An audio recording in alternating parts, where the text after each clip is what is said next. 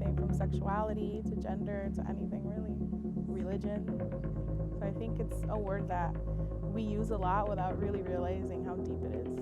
Why can't people just accept me for all that I am instead of my appearance, and sort of trying to fit this mold? Never really worked for me, so. And they realize that I've always been this person. This wasn't going to change anything about me. It's just, this has always been inside. This, beautiful, handsome person. I think my curls are a part of my culture and they're a part of my lineage. It tells a story. Hair is literally with you your whole entire life, so it knows your story sometimes better than you know your own story.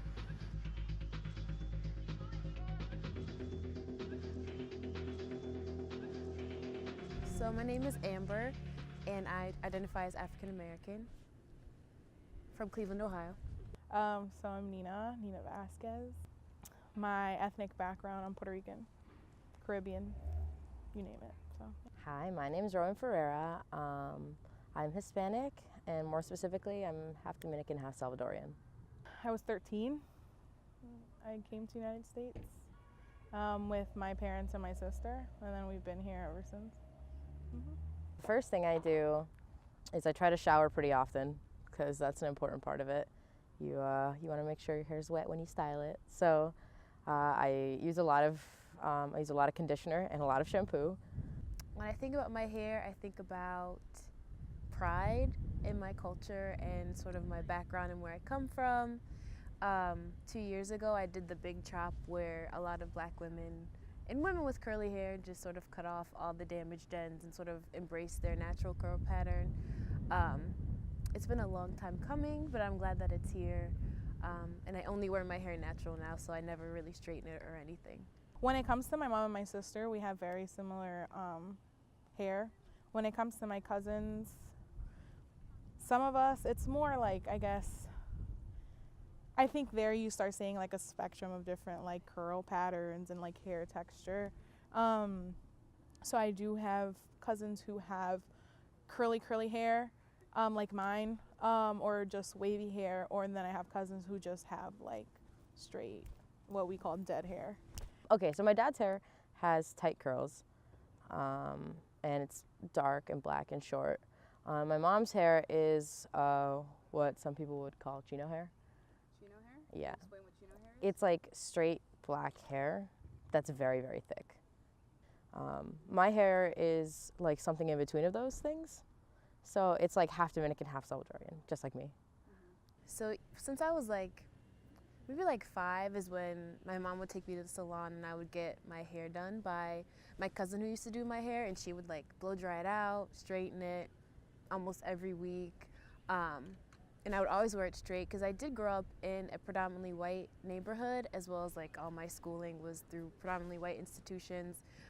So I had a little bit of identity crisis, and I didn't really feel like I fit in. And then I was also trying to sort of portray this Eurocentric beauty standard, which obviously I do not fit. So now I've decided to embrace all of who I am, which is good. Living in Puerto Rico is sometimes very difficult.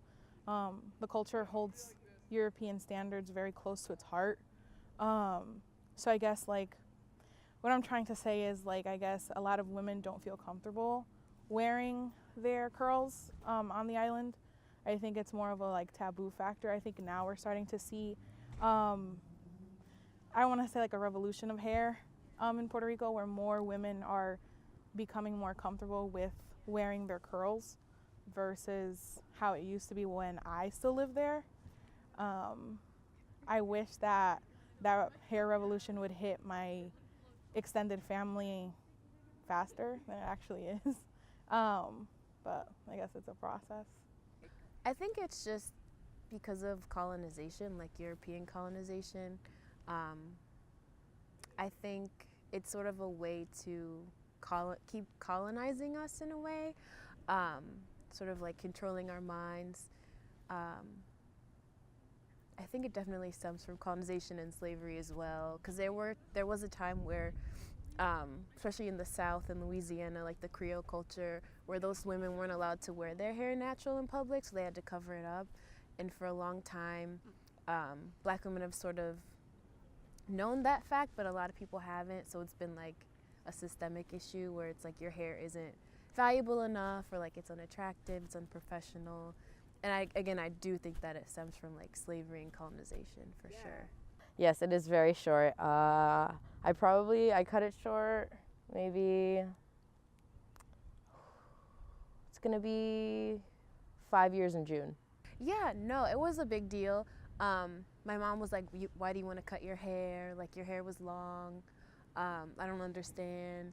And then my dad just kind of ignored it. I think he kind of didn't want to realize that I cut my hair, because to him, like, being feminine and sort of being a woman is associated with having longer hair, like straight hair, which is ironic because my mom has short hair. She's had short hair since I was born, so it's like, your wife has short hair, but your daughter can't. So it was just kind of, there's a little bit of tension in the household there.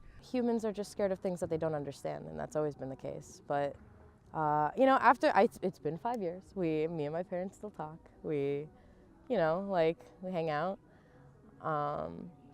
And they realize that I've always been this person. This wasn't going to change anything about me. It's just, this has always been inside. This, beautiful, handsome person. I don't know, when you grow up in a society like this, like sometimes you do end up internalizing some of the hatred that society feeds you, I guess. Most of my hair is gone, so I don't know. I think it captures a different identity for me. It is, short, maybe a little bit unconventional, I would have to say. It's a mullet. A little bit. It's growing into a mullet. When people think of Puerto Rican women, they think of curly hair. And obviously a lot of negative stereotypes that whatever people think of along with that. But I feel like it's very common for people to think that people from the Caribbean and just Latinos in general, or Latinx in general, however people want to use or whatever they feel comfortable with, they think of curly hair. Maybe not always for the right reasons, but they think of curly hair. Yeah. So I definitely feel like my hair represents my Puerto Rican identity. I am a non-binary lesbian. I use they, them pronouns. I guess that's it. I don't know. It feels more complicated than that, but like that's the very basics of what it is. I don't know. I think it captures more my sexuality and my gender. For me, my hair is an expression of every little part of me that I can muster. Absolutely. Hair is hair, you know what I mean?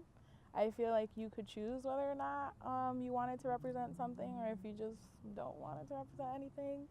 I identify also as a butch lesbian, so it's kind of like an attitude, a gender expression, more than anything really. It's like kind of how you want to present to the world.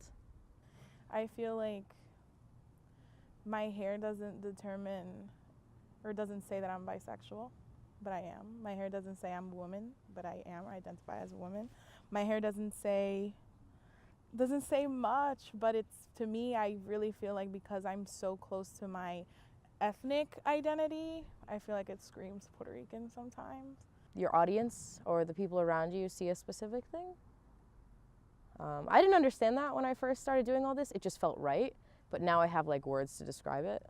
I don't cut my hair like this for other people. I do it for myself, mostly, for the most part. It's actually a problem here, and like when I'm just out and about, I get a lot of people that want to like touch my hair a lot, and usually I'm somewhat okay with it. I mean, I prefer that you don't touch my hair, just personal preference.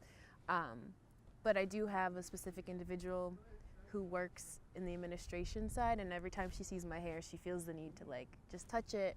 And I've asked her repeatedly not to touch my hair, but she always tells me like, oh no, like I have to do it, like it's her right or something. I think my face makes me approachable, but my hair makes me I think it scares some people off sometimes because it's a little bit different.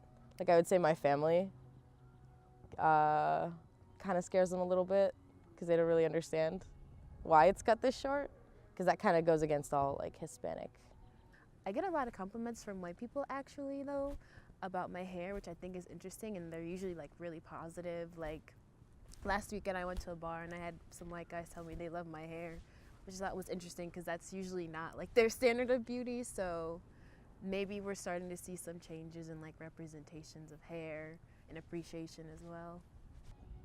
I feel like I live in a contradiction sometimes. It's very difficult to be Hispanic and gay, but somehow here I am with Hispanic hair and gay, and I guess some people see it. Some people don't see it as a portion of self-expression, as like a form of self-expression, but they see it as something like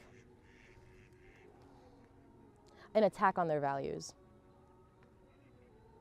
I feel like a lot of African American families are, or I should say, like the baby boomer generation and prior, is sort of more concerned with assimilation in a way because I feel like that was their way of surviving.